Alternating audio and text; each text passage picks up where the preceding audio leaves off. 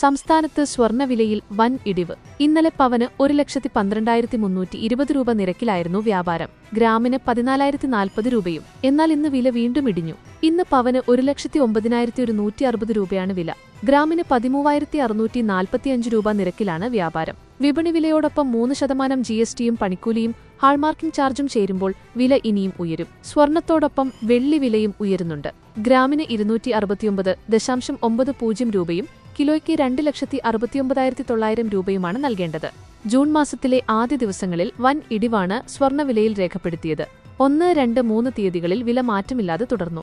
1,14,560 രൂപ നിരക്കിലായിരുന്നു പവന്റെ വ്യാപാരം. തുടർന്ന് 4-ാം തീയതി 1,14,480 രൂപയായി കുറഞ്ഞു. 5-ാം തീയതിയും ഇതേ നിരക്കായിരുന്നു രേഖപ്പെടുത്തിയത്. 6, 7 തീയതികളിൽ പവന് 1,12,000 രൂപയായിരുന്നു നൽകേണ്ടത്.